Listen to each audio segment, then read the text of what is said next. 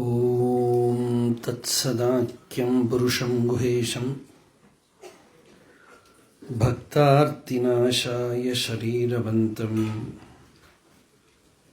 மூதஸ்வரூபம் மதுரஸ்வபாவம் த்வாம் ஆத்மநாதம் ரமணம் பஜாமி.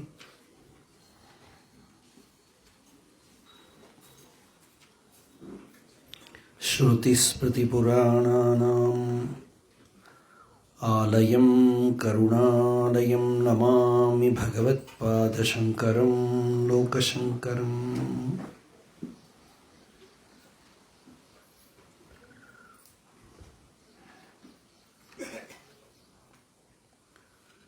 யா முக்திஹேதுரவிசிந்த்ய மகாவ்ரதாத்வம் அப்யஸ்யசே சுனியதேந்திரியதத்வசாரைः மோக்ஷார்த்திபிர்முனிபிரஸ்தசமஸ்ததோஷைः வித்யாசி சா பகவதி பரமாஹி.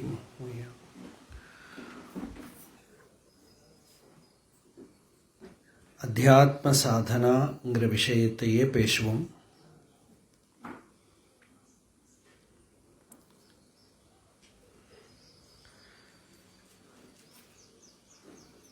ஒன் பாயிண்டடாக இந்த அத்தியாத்ம சாதனா விஷயத்தை பேசி அதில் ஒரு கைடன்ஸ் எல்லாம் கொடுக்கறதுங்கிறது ஒரு பர்சனலாக இருக்கிற ஒரு குருகிட்ட தான் முடியும்.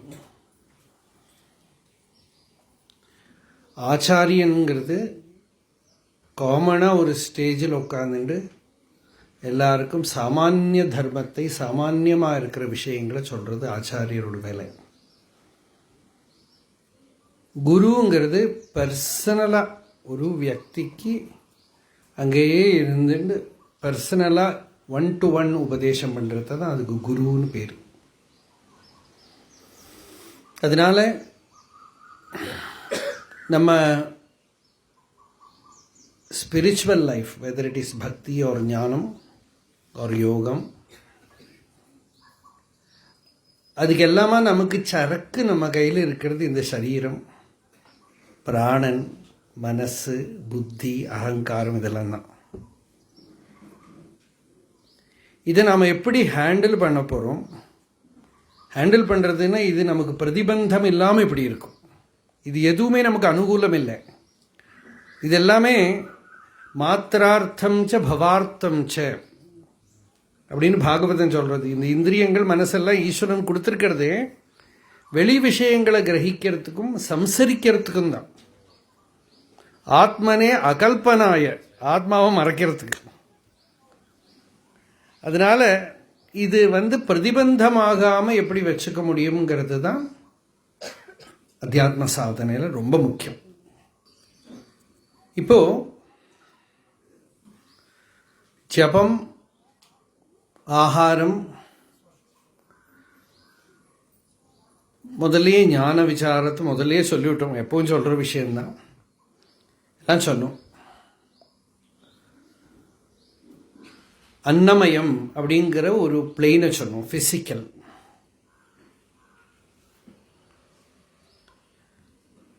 ஃபிசிக்கல் பாடி, அங்கே தான் நம்ம கர்மானுஷ்டானங்கள்லாம் வருது, அனுஷ்டானம் வருது, ஸ்பிரிச்சுவல் சாதனா கூட.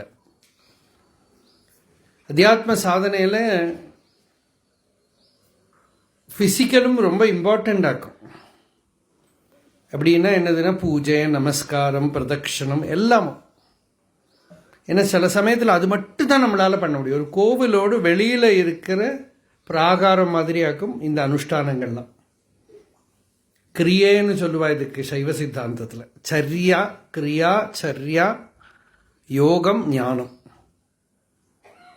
அதில் இதெல்லாம் கிரியாவாக்கும். இதெல்லாம் வெளிப்பிராகாரங்கள்.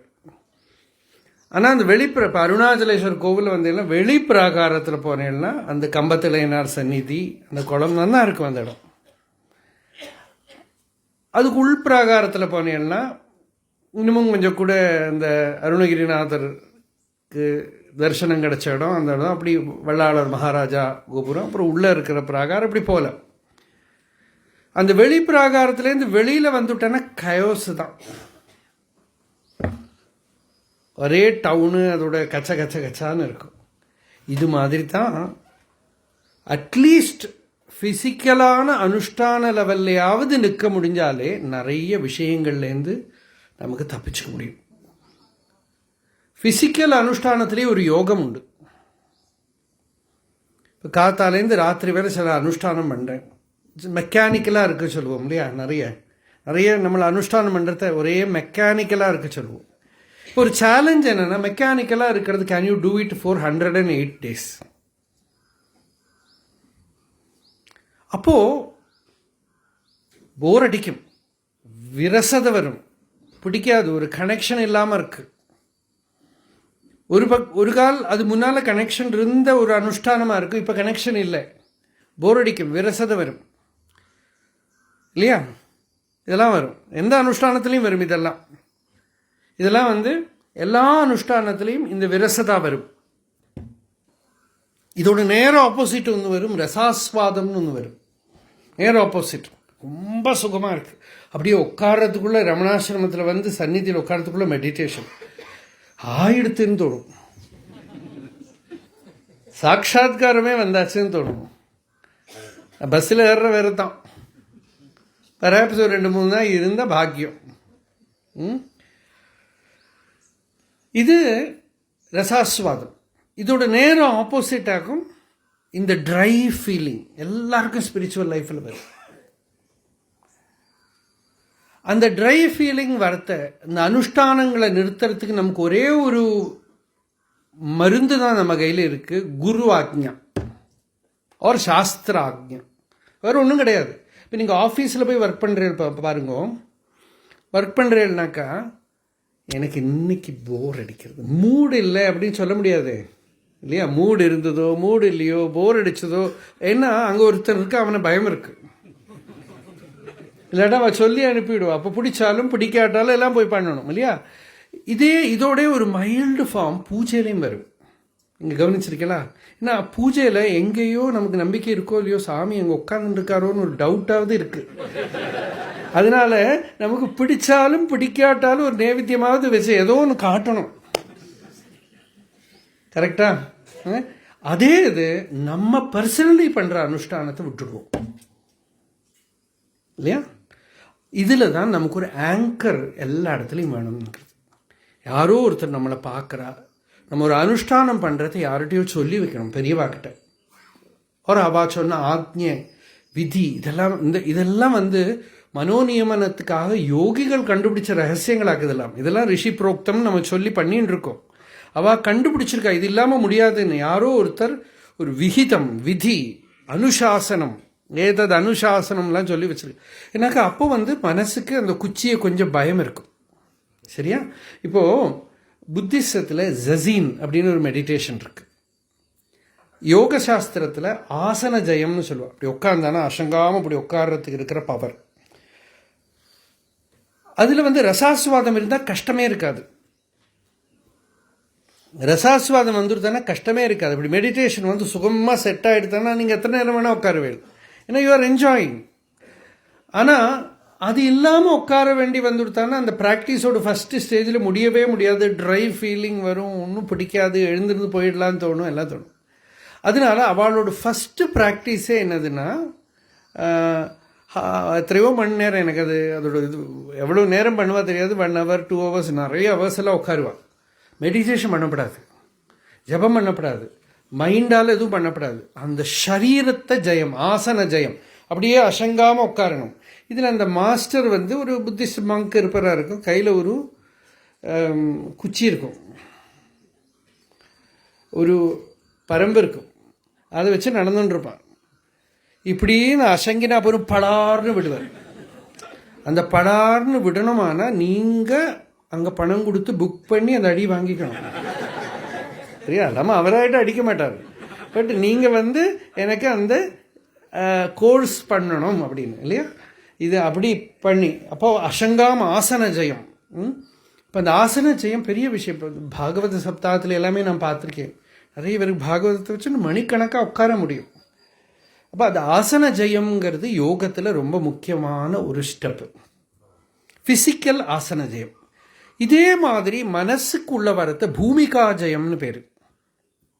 ஒரு ஸ்பிரிச்சுவல் மூட், ஒரு மந்திரம் வந்துடுத்தானா அந்த மந்திரம் நமக்கு சித்திக்கணுமானா அந்த மந்திரத்தை வச்சுண்டு இருந்து தீர்க்ககால நைரந்தர்ய சத்காரா சேவித்தோ திருடபூமி. தீர்க்ககாலம் நிரந்தரம் அந்த மந்திரத்தை உபாசனை பண்ணி அந்த மந்திர தேவதை நமக்குள்ள லயமாகணும். மந்திர தேவதை லயமாகிறதுன்னா என்னன்னா, மந்திரம் சப்த ரூபமா இல்லாட்டா கூட பாவரூபமா நம்மளோட உள்ள இருக்கு. whenever you call forth it can come out. அந்த மந்திரத்தால் என்ன ஒரு பாவம் இருக்கோ அந்த பாவம் நமக்குள்ளே போயிடுது. அதோட வாக்கு போய் அதோட எசன்ஸ் உள்ளே போயிடும். இப்படி அந்த மந்திரத்தை வச்சுண்டும் ஜபம் பண்ணுறது, நிஷ்டை, இதெல்லாம் ஒரு பெரிய சயின்ஸ். இது ஒரு பெரிய சயின்ஸ். அப்போ அதில் ஃபிசிக்கல் பிளெயினை தான் நான் இப்போ சொல்லிட்டு வரேன். இந்த ஃபிசிக்கல் பிளெயினில் இந்த பூஜை பண்ணுறது, ஜபம் பண்ணுறதெல்லாம் இருக்கும் இல்லையோ. பூஜை நம்ம ஹையர் பிளே, இப்போ நம்ம ஆச்சாரியாலாம் கூட பூஜை பண்ணிட்டு இருக்கா.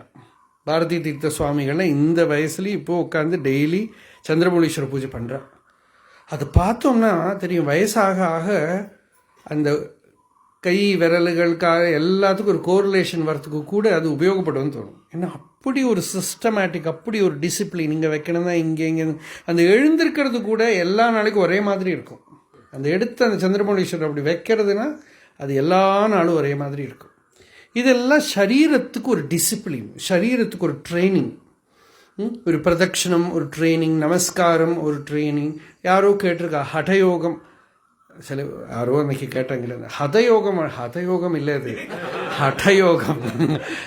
ஹதயோகம்னா யோகம் கொல்லப்பட்டதுன்னு அர்த்தம்.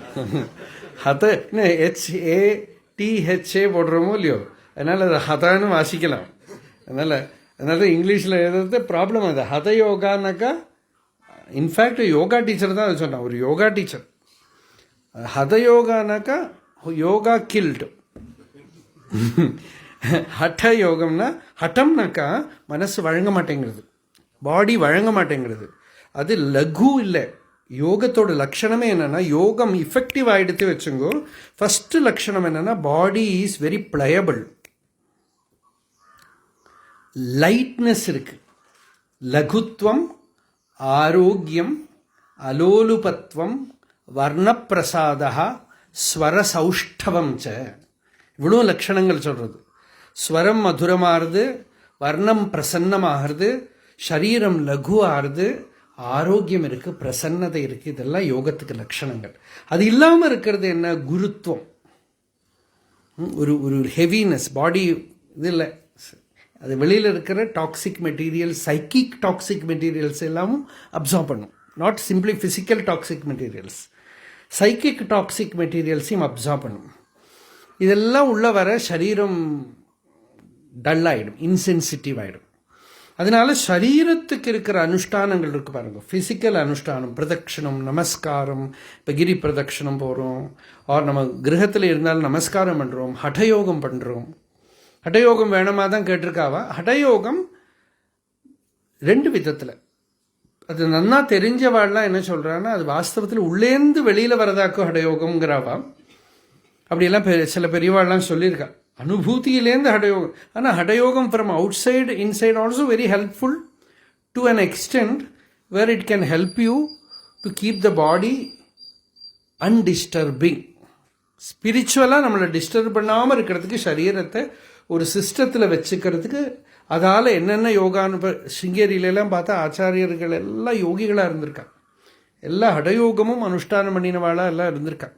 கணேசனா வந்தாலும் இன்னைக்கு இந்த வயசு வரைக்கும், அவர் ரீசெண்டாக விழுந்தார், அது வரைக்கும் அவர் யோகம் பண்ணிட்டு இருந்தார். இப்பவும் ஏதோ கையை காலால் முடியறதெல்லாம் பண்ணுறார் இந்த 90 வயசுலையும். வாக்கிங்னா டெய்லி கார்த்தால 4:30 மணி 5 மணி ஆனால் அப்படியே அருணாச்சலத்தில் பாட்டு பாடின்னு அப்படி போய் சூரியலிங்கம் வேறு போயிட்டு வருவார். ஒரு 3-4 கிலோமீட்டர் அந்த பக்கம் இந்த பக்கம் போனால் 5 கிலோமீட்டர் ஆகிடும். அன்றைக்கெல்லாம் கூட்டம் இருக்காது. அப்போது ஒன்றும் இல்லாட்டா நடக்கிறதையே தியானம், ஜபம் அதெல்லாம் சேர்த்துக்கணும் அது கூட. அப்போ அது it becomes a spiritual practice, not simply walking for walking. யாரோ சொன்ன ஹிஸ்டரியிலேயே, ஹியூமன் ஹிஸ்டரியிலேயே வாக்கிங் பண்ணுற ஃபஸ்ட்டு ஜென்ரேஷன் நம்ம தானே. மற்றதெல்லாம் ஏதோ காரியத்துக்காக ஒரு இடத்துக்கு சாமானம் வாங்கிட்டு வரத்துக்கோ ஏதோ காரியத்துக்காக போயிட்டு இருந்தா, இப்போ எதுக்கு போகிறேன்னா அங்கே போய் திரும்பி வர்றதுக்கு. அது ஒன்றும் இல்லை, அது வேற போகிறேன், அங்கே போய் என்ன பண்ணுவேன், திரும்பி வருவேன் இல்லையா. நம்ம அப்படி தான் பண்ணிட்டு இருக்கோம். அப்போது சஞ்சார சமாதின்னு இருக்கார் பகவான். ரமண பகவான் சொல்லிருக்க சஞ்சார சமாதி. ஏன்னா நடக்கிறத பகவன் நாமத்தை ஜபம் பண்ணிண்டோ, தியானம் பண்ணிண்டோ, அப்படியே அனுஷ்டானம் பண்ணிண்டோ சரீரத்தை நடக்க வைக்கிறதுங்கிறது ஒரு நல்ல சாதனை. நடந்து சாதனை பண்ணுறது, ராத்திரியிலலாம் ஏகாந்தமாக இருந்தால் நிறைய ஜபம் பண்ணுற பழக்கம் வந்தவாளுக்கு வாக்கிங் ரொம்ப சுகமாக இருக்கும். ஜபம் பண்ணிகிட்டே நடக்கிறது, உட்காந்து ஜபம் பண்ணுறதை விட நடந்து ஜபம் பண்ணுறது ரொம்ப எஃபெக்டிவாக இருக்கும். சரீரத்துக்கு வேண்டி நினச்சிட்டு பண்ணுறதை விட நீங்கள் சாதனைக்காக பண்ணுறீங்கன்னா இன்னமும் ஈஸியாக உங்களுக்கு வாக்கிங் எல்லாம் நடக்கும். சரீரத்துக்கு வேண்டினாக்கா அது ஒரு நாளைக்கு வேண்டான்னு தோணிவிடும், அது இன்றைக்கி முடியாது என்னாலன்னு தோணும். அது ஆனால் அது பகவத் பிராப்திக்காக, ஸ்பிரிச்சுவல் எவல்யூஷனுக்காக, அத்தியாத்ம சாதனையாக பண்ணுறேன், உள்ளேந்து ஜாய் வருதுன்னா நீங்கள் பண்ணுவேல. அது ஜபம் பண்ணிண்டு தியானம் பண்ணிண்டு, இல்லை சில பேர் இந்த பிரவச்சனம் எல்லாம் கேட்டுண்டெல்லாம் கூட பண்ணுறார். ஆனால் ஜபம்ங்கிறது ஒரு ஒரு ஸ்பந்தனம், ஒரு ஸ்பந்தனம். அது ரொம்ப முக்கியமான விஷயத்துக்கு நம்ம வரும். பிராணாயாமம் சொல்கிறோம் இல்லையா. பிராணாயாமம்னா இந்த சுவாச பிரஸ்வாச நியமனம் மட்டும் இல்லை. சுவாச பிரஸ்வாச நியமனம் is a very very cross thing. நான் பிராணனை பற்றி ஒரு ஐடியாவும் இல்லாமல் மூக்கிலேருந்து மட்டும் பிராணனை நியமனம் பண்ணுறதுங்கிறது ஒரு ஸ்டேஜில் மட்டும்தான் சக்ஸஸ்ஃபுல் ஆகும். ஒரு பர்டிகுலர் பிளெயினில் இருக்கிறவாளுக்கு மட்டும்தான் மூக்கிலேருந்து மட்டும் பிராணாயாமம் பண்ணுறது சக்ஸஸ்ஃபுல் ஆகும். மற்றது ஆகார நியமமும் பிராணாயாமமாக்கும், வாக்கிங்கும் பிராணாயாமமாக்கும். அதனால தான் ஹடயோகத்தில் என்ன பண்ணுறா, ஒரு ஆசனமும் பிராணாயாமத்து கூட சேர்ந்து வந்துடுது. எனக்கா அதெல்லாம் பிராணாயாமமாக்கும். ஹோல் ஹடயோக ஆசனங்கள் எல்லாம் பிராணாயாமமாக்கும். என்ன இல்லையா, அப்படி தானே இல்லையா. இதெல்லாம் it is all connected with பிராணாயாமம். எல்லாமே பிராணாயாமமாக்கும். அப்போ ஹோல் பாடியை வச்சுட்டு பிராணாயாமம் பண்ணுறது தான் அது. ஏன்னா பிராணன் தான், பிராணசம்யமம் தான் யோகம். பிராணனா தூக்கமும் பிராணனோட பிளெயினாக்கும். ஓவராக தூங்கினா பிராணன் டல்லாகிடும். தூங்காமல் இருந்தால் பிராணன் ட்ரெயின்ட் அவுட் ஆகிடும். ஓவர் திங்க் பண்ணினா பிராணன் ட்ரெயின்ட் அவுட் ஆகிடும். இந்த பிராணனை ஒரு சொத்தை சரி பண்ணி சேகரித்து வைக்கிற மாதிரி சஜ்ஜம் பண்ணி வைக்கிறது. புத்தர் ஒரு இடத்துல சொல்கிறார், இப்போ தான் வாசித்தேன் நான் பகவத்கீதையில், உத்தரேத் ஆத்மனாத்மானம்ங்கிற ஸ்லோகம் மாதிரி அப்படியே ஒரு ஸ்லோகம் அவன் தர்மபாதத்தில். அத்தனோ நாதா, அத்தனோ கதிகி அப்படின்னு அதில் சொல்கிறார். ஒரு வணிக், ஒரு வியாபாரி எப்படி இருக்குது, இன்றைக்கெல்லாம் நம்ம காரை ஒரு ரொம்ப பிஸி ஷெட்யூலில் இருக்கும், காரை எப்போவும் கரெக்டாக பெட்ரோல் போட்டு எல்லாம் பண்ணி அதெல்லாம் கரெக்டாக இருக்கா எல்லாம் பார்த்து அதை எல்லாம் செக்கப் பண்ணி வச்சுக்கிற மாதிரி ஒரு வணிக்கு அந்த காலத்தில் புத்தர் சொல்கிற ஒரு குதிரையை அவன் எப்போ செட் பண்ணி வச்சுருப்பான். நான் கரெக்டாக எங்கே போக வேண்டி வரும் தெரியாது, அந்த குதிரை கரெக்டாக இருக்கும். அது மாதிரி உன்னோட சரீரத்தை செட் பண்ணி வச்சுக்கோ. இந்த யோகத்துக்கு பிராணனை செட் பண்ணி வச்சுக்கோங்கிறார். அப்போ நம்ம ஸ்பிரிச்சுவல் வெல்த்தே பிராணன் தான். தியானம் பண்ணணும் தான் பிராணன் வேணும், ஜபம் பண்ணணும் தான் பிராணன் கரெக்டாக இருக்கணும். ஆரோக்கியமும் பிராணனோடு தான். ஆயுர்வேதம்ங்கிறோம், அங்கே ஆயுங்கிற சப்தத்துக்கு பிராணன் தான் அர்த்தம். இல்லாமல் இத்தனை லைஃப் டியூரேஷன் இல்லை, பிராணன் தான் அர்த்தம். அப்போ இந்த பிராணனை உபாசனை பண்ணுறது, இப்போ சந்தியா உபநயனம் எல்லாம் பண்ணுறது கூட இந்த பிரம்மச்சாரி சொல்கிறேன், பிராணஸ்ய பிரம்மச்சாரி அஸ்மி, நான் பிராணனோட சிஷ்யனாக்குங்கிறான். யார் என்னோட குருன்னா பிராணன் எனக்கு குரு, பிராணன்கிட்ட படிச்சுக்கிறேன்.